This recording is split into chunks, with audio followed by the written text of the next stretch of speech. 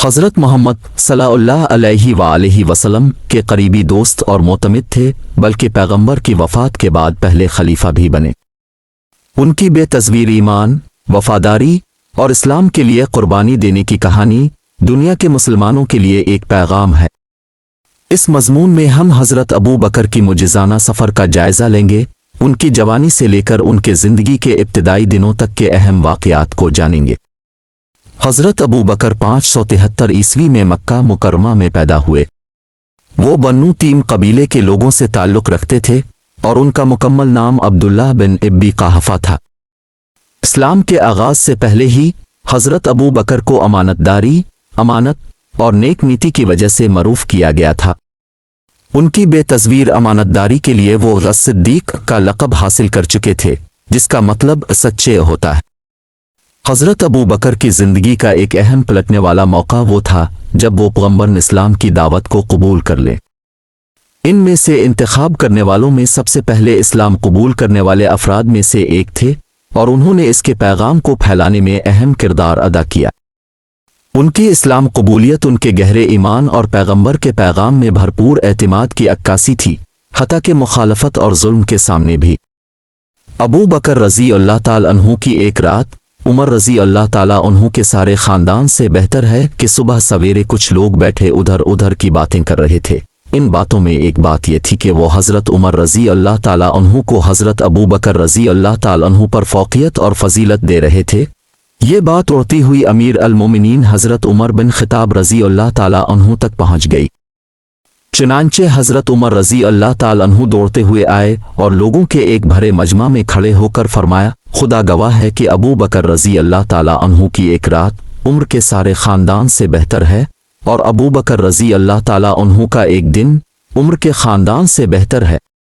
پھر آپ رضی اللہ تعالیٰ عنہ نے لوگوں کے سامنے حضرت ابو بکر صدیق رضی اللہ تعالیٰ عنہ جیسے عظیم انسان کا ایک واقعہ بیان کیا تاکہ ان کو حضرت ابو بکر رضی اللہ تعالیٰ عنہ کا مقام و مرتبہ معلوم ہو۔ حضرت عمر رضی اللہ تعالیٰ عنہ نے فرمایا، ایک رات رسول کریم صلی اللہ علیہ وآلہ وسلم غار کی طرف جانے کے لیے نکلے۔ اب صلی اللہ علیہ وآلہ وسلم کے ہمراہ ابو بکر صدیق رضی اللہ تعالیٰ عنہ بھی تھے۔ ابو بکر رضی اللہ تعالیٰ عنہ راستہ میں چلتے وقت کبھی آن حضور میں ایم کے پیچھے پیچھے چلتے اور کبھی حضور میں یورینیم کے آگے آگے چلتے، یہاں تک رسول اللہ ملی ایم کو جب اس کا علم ہوا تو اب صلی اللہ علیہ وآلہ وسلم ہم نے پوچھا، ابو بکر رضی اللہ تعالیٰ عنہ کیا وجہ ہے کہ تم کبھی میرے پیچھے چلتے ہو اور کبھی میرے آگے چلتے ہو؟ حضرت ابو بکر رضی اللہ تعالیٰ عنہ نے بڑے غمزدہ لہجہ میں عرض کیا، رسول اللہ، میں کبھی اب صلی اللہ علیہ وآلہ وسلم کے پیچھے چلتا ہوں تاکہ دیکھوں کہ کہیں کوئی اب صلی اللہ علیہ وآلہ وسلم کو تلاش تو نہیں کر رہا ہے، اور کبھی اب صلی اللہ علیہ وآلہ وسلم کے آگے آگے چلتا ہوں تاکہ دیکھوں کہ کہیں کوئی گھات لگا کر اب صلی اللہ علیہ وآلہ وسلم کا انتظار تو نہیں کر رہا ہے۔ اس پر حضرت نے فرمایا، لے ابو بکر رضی اللہ تعالیٰ عنہ، اگر کوئی چیز ہوتی، خطرہ درپیش ہوتا تو میں پسند کرتا کہ تم ہی میرے آگے ہوتے۔ ابو بکر رضی اللہ تعالیٰ عنہ نے شوق سے عرض کیا، جی ہاں، اس ذات کی قسم جس نے آپ صلی اللہ علیہ وآلہ وسلم کو حق کے ساتھ بھیجا ہے۔ جب دونوں غار ثور میں پہنچ گئے تو حضرت ابو بکر رضی اللہ تعالیٰ عنہ نے حضور الف کرم کو یہ عرض کرتے ہوئے ٹھہرایا کہ رسول اللہ صلی اللہ آپ مظہر ہے، مجھے پہلے اس غار میں جانے دیں، اگر کوئی سانپا مضر جانور ہو تو وہ مجھے نقصان پہنچائے، آپ کو نہ پہنچائے۔ ابو بکر رضی اللہ تعالیٰ عنہ نمار کے اندر گئے اور اپنے ہاتھ سے سوراخوں کو ٹولنے لگے اور ہر سوراخ کو کپڑے سے بند کیا۔ جب سارا کپڑا اس میں لگ گیا تو دیکھا کہ ایک سوراخ باقی رہ گیا ہے، اس میں اپنا پاؤں رکھ دیا۔ پھر نبی اکرم صلی اللہ علیہ وآلہ وسلم اس غار میں داخل ہوئے۔ جب صبح ہوئی اور ہر طرف روشنی پھیل گئی تو حضرت صلی اللہ علیہ وآلہ وسلم کی صدیق اکبر رضی اللہ تعالیٰ عنہ پر نظر پڑی تو دیکھا کہ ان کے بدن پر کپڑا نہیں ہے۔ اپنے متعجب ہو کر پوچھا، اے ابو بکر رضی اللہ تعالیٰ عنہ، تمہارا کپڑا کہاں ہے؟ حضرت ابو بکر رضی اللہ تعالیٰ عنہ نے سارا واقعہ بتایا تو نبی کریم نے اپنے دست مبارک اٹھائے اور یہ دعا فرمائی، اے اللہ، قیامت کے دن ابو بکر رضی اللہ تعالیٰ عنہ کو میرے ساتھ میرے درجہ میں کر دے۔ اللہ تعالیٰ نے وہی نازل فرمائی کہ اللہ جل جلالہ نے آپ کی دعا قبول فرما لی ہے۔ اس کے بعد حضرت عمر بن الخطاب رضی اللہ تعالیٰ عنہ نے فرمایا، اس ذات کی قسم جس کے قبضہ میں میری جان ہے، ابو بکر رضی اللہ تعالیٰ عنہ کی وہ رات عمر کے خاندان سے زیادہ بہتر ہے۔ زہریلے سانپ کا ڈسنا ہے۔ حضور اقدسین صلی اللہ علیہ وآلہ وسلم اور صلی اللہ علیہ وآلہ وسلم کے رفیق حضرت ابو بکر رضی اللہ تعالیٰ عنہ غار کے اندر روپوش ہو گئے۔ تاریک رات ہے، اندھیرا چھا رہا ہے، حضرت کو نیند آ رہی ہے، چنانچہ آن حضور نے اپنی آنکھیں بند کر لی، حضرت صدیق اکبر رضی اللہ تعالیٰ عنہ کی گود میں اپنا سر مبارک رکھا اور سو گئے۔ اسی دوران حضرت ابو بکر رضی اللہ تعالیٰ عنہ کے اس پاؤں کو زہریلے سانپ نے ڈس لیا، جس پاؤں کے ساتھ انہوں نے سانپ کے بل کو بند کیا ہوا تھا، لیکن اب رضی اللہ عنہ نے اس ڈر سے کہ کہیں رسول اللہ بیدار نہ ہو جائیں ذرا بھی حرکت نہیں کی، مگر کچھ ہی دیر کے بعد درد کی شدت سے ابو بکر صدیق رضی اللہ تعالیٰ عنہ کے آنسوؤں کا ایک قطرہ رسول اللہ صلی اللہ علیہ وآلہ وسلم کے چہرہ مبارک پر گرا، جس سے حضرت کی آنکھ کھلی گئی۔ اب صلی اللہ علیہ وآلہ وسلم نے پوچھا، یہ ابو بکر رضی اللہ تعالیٰ عنہ کیا بات ہے؟ حضرت ابو بکر رضی اللہ تعالیٰ عنہ نے عرض کیا، اس وقت اب رضی اللہ تعالیٰ عنہ کو تکلیف ہو رہی تھی، میرے ماں باپ اب صلی اللہ علیہ وآلہ وسلم پہ قربان، سانپ نے ڈس لیا ہے۔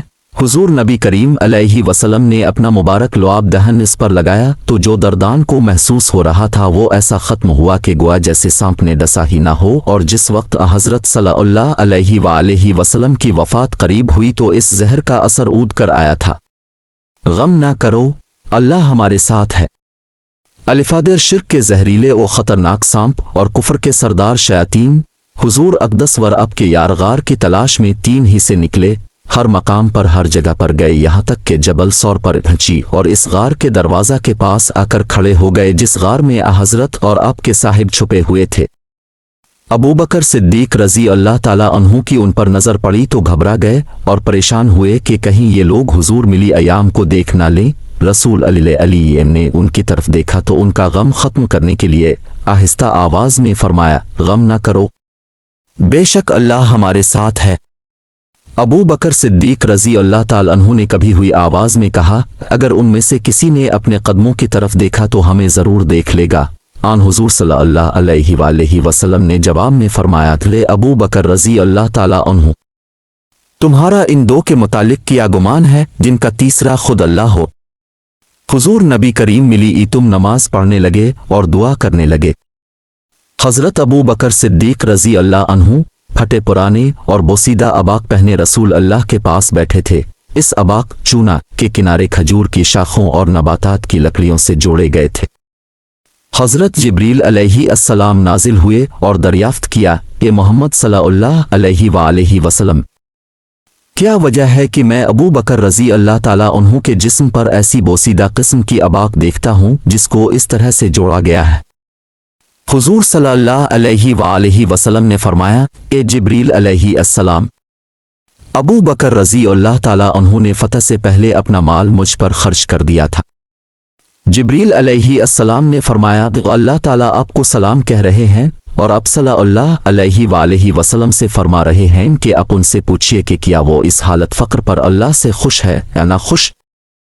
حضور اکرم صلی اللہ علیہ وآلہ وسلم نے پوچھا، یہ ابو بکر رضی اللہ تعالیٰ عنہ، اللہ تعالیٰ آپ کو سلام کہہ رہے ہیں اور آپ رضی اللہ تعالیٰ عنہ سے پوچھ رہے ہیں کہ کیا آپ رضی اللہ تعالیٰ عنہ اس حالت فقیرانہ پر اللہ سے خوش ہیں یا نہ خوش؟